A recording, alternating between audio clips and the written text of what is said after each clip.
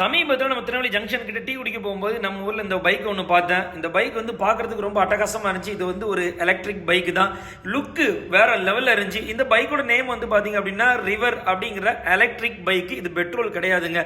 டிஸ்பிளேலாம் வந்து கலர்ஃபுல்லாக அட்டகாசமாக நிறைய செட்டிங்ஸ் எல்லாமே கொடுத்துருக்குறாங்க. வண்டியை வியூ அப்படி சும்மா பார்க்கறதுக்கே வந்து வண்டி வந்து ரொம்பவே ஒரு கம்ஃபர்டபுளாக இருக்கும். லைட்டிங் செட்டப்பும் அட்டகாசமாக இருக்கும். டிஸ்கில் வந்து பார்த்தீங்க அப்படின்னா டபுள் டிஸ்க் கொடுத்துருக்காங்க. டிஸ்க்குமே வேற மாதிரி ஒரு டிஃப்ரெண்டான வயர்லாம் கொடுத்து ரொம்ப பயங்கரமா இருக்கும். இது வரைக்கும் நம்ம ஏபிஎஸ் தான் நம்ம கேள்விப்பட்டிருப்போம். ஆனா இந்த தடவை நான் வந்து இந்த பைக்ல பார்க்கும்போது பாத்தீங்க அப்படின்னா இந்த எலக்ட்ரிக் பைக்ல சிபிஎஸ் அப்படின்னு கொடுத்துருப்பாங்க. சிபிஎஸ்னா ஃபுல் ஃபார்ம் என்னன்னு தெரியல. உங்களுக்கு தெரிஞ்சா மறக்காம கமெண்ட் பண்ணீங்கன்னா நாங்களும் தெரிஞ்சுக்குவோம். இந்த வண்டியோடைய அந்த லைட்டிங் ஹெட்லைட்டை பாத்தீங்க அப்படின்னா ஹெட்லைட் வந்து ரிங் டைப்ல இருக்கிறதுனால ரொம்பவே அட்டகாசமா இருக்கு. அதுக்கப்புறம் வண்டியோடைய என்னென்ன ஃபீச்சர்லாம் இருக்குன்னு பார்ப்போம். சாவி ஆன் பண்ண உடனே ஹேண்ட்பர்க் கீழே வந்து ஒரு யூஎஸ்பி கேபிள் கொடுத்துருப்பாங்க. மொபைல் சார்ஜ் பண்ணிக்கலாம். வண்டியோட டேஷ்போர்ட் ஓபன் பண்ண அப்படின்னா ஒரு வாட்டர் பாட்டில், அப்புறம் நம்ம காய்கறி ஜாமான் எல்லாம் வாங்கினாலும் உள்ள தூக்கி வச்சு அமுக்கி வச்சுக்கலாம். அந்த அளவுக்கு ஸ்பேசஸ் இருக்கும்.